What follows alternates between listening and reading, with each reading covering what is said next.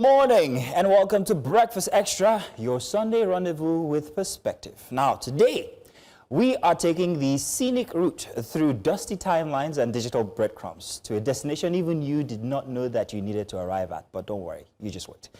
Hang in there because our journey starts not on the corridors of diplomacy, but on Instagram.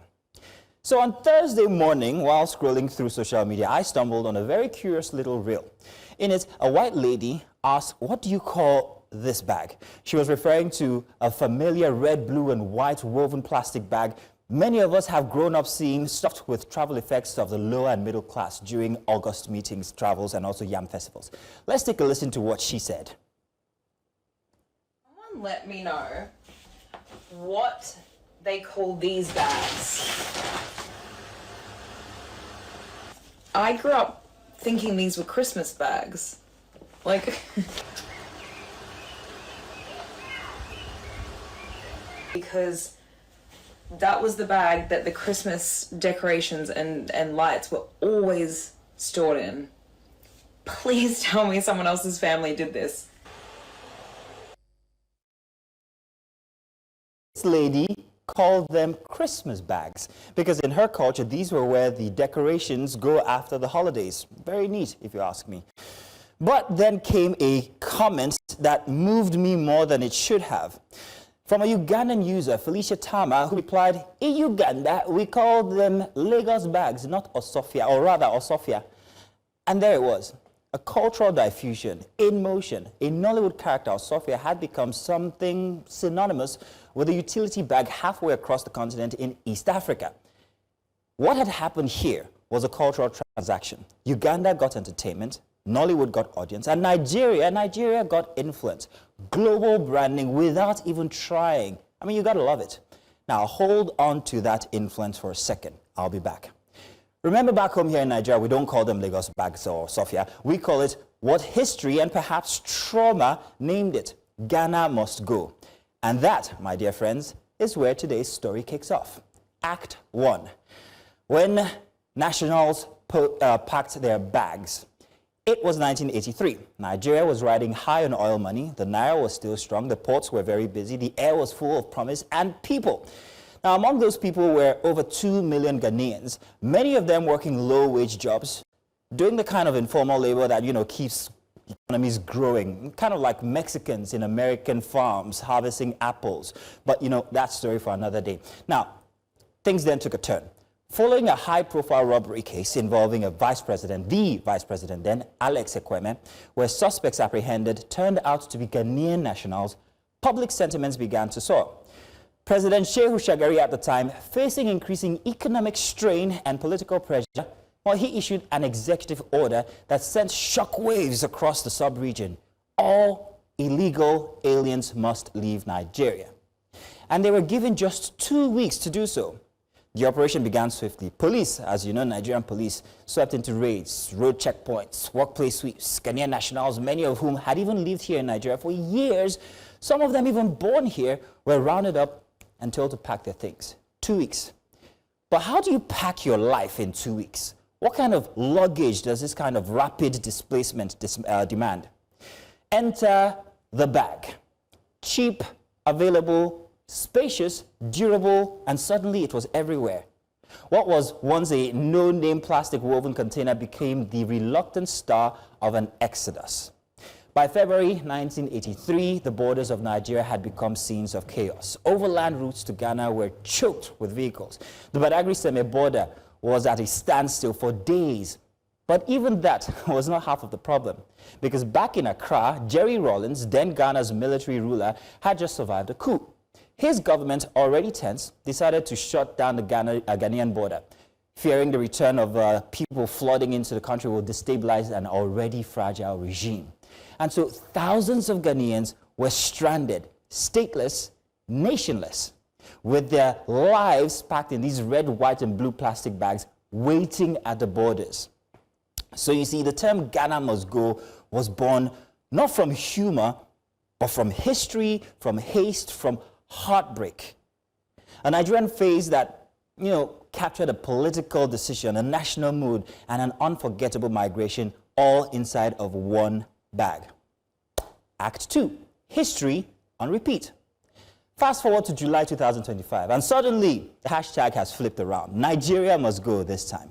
Protests erupt in Ghana, that's in Accra and Kumasi. Nigerian traders are accused of crowding out local businesses, bending retail laws, and most devastatingly, fueling crime. Calls for deportation rise. Shops are shut. Misinformation spreads like wildfire. You should expect that. But here's the twist. History seems to be replaying itself, only this time in reverse. In the 1980s, Ghana needed Nigeria more than Nigeria realized. Today, we see Nigerians needing stable climate that Ghana provides to thrive in their businesses in Ghana. But wait a second. To be fair, and let's be fair, Ghana still benefits from Nigerian presence presently in ways that are less visible but deeply impactful. Over 65,000 Nigerian students are enrolled in Ghanaian universities, contributing nearly $1 billion annually in tuition, rent, and daily expenses. Informal trade between both countries stands at around $683 million a year, well above, formal trade. Nigerian SMEs and creative entrepreneurs have built entire industries in Accra's nightlife, their music, their fashion, and their food scenes. So we don't just cross borders as Nigerians, we bring commerce, we bring culture and competition. Nigerians don't just bring visa stamps wherever they go, we bring the vibe and we carry the money to fuel it as well, like it or not. I mean, it's no surprise that in Dubai, they found themselves in very similar shoes. After restricting Nigerians during 2021, they faced a sharp drop in traffic, trade, and tourism. And within a year, the UAE had to quietly lift the ban. Because say what you will, Nigerians bring value. Even if our passport tries to say otherwise, we bring the walk. Now, Act 3, the state of things. Thankfully, currently, tensions seem to be cooling. Just last week, Ambassador Bianca Ojukwu met with former Ghanaian President John Mahama to begin easing diplomatic tension. Both sides now agree that expulsion is not a policy, it's a mistake. We saw that in 1983.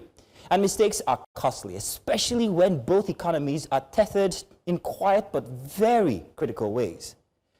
But as we reflect on the past and navigate the present, let us speak to Nigerians everywhere, especially those outside our borders. Please, you guys, respect yourself. Please. Because no matter how familiar the language or cuisine, you are still a guest, and you can be easily distinguished out of a crowd by your L, P, and H factors. And now more than ever, Nigeria needs more than that. We need that good PR factor, good public relations, because we have none. Our global image is already frayed. From South Africa to Ghana, our footprint is something met with suspicion, even sometimes hostility. Not always because we've done wrong, but often because we fail to manage perception. The loud few become the ones that represent the silent many. So we must tread carefully, not fearfully, but wisely, knowing that reputation travels faster than visas. When we step onto foreign soil, we carry the weight of 200 million behind us. Let's not be mistaken for a nuisance where we could actually be an asset. And to our Ghanaian brothers and sisters, see, the West African dream, ECOWAS, trade corridor, student exchange, it can't thrive in a climate of suspicion. Remember that. So let me just end it here this way.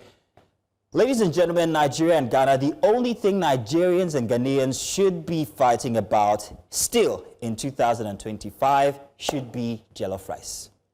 And in that culinary battlefield, we as Nigerians are confident, we are bold, we are unapologetic, because even if history repeats itself in reverse, our Nigerian jollof will always be better than Ghanaian jollof. Good morning and welcome to Breakfast Extra. Whew, that was a tough one. Judith, please take over, say something smart, please, I beg. Welcome, by the way, good to have you here on the show. Well, you haven't been saying something smart? Well, you always have something smart to say, don't you? Oh gosh, come on now. I will say this: that well done in chronicling the history between Ghana and Nigeria. Yeah. And I think it's very important that we always continually remind our audiences of our history and why it's important that we do not erase history. But more importantly is the fact that at this time, more than ever, there should be Pan-Africanism as opposed to division and separation and high ethnical tensions. Hold that thought. I will join you and we'll continue this. I have so much to say. Ladies and gentlemen, welcome to Breakfast Extra. Let's get started.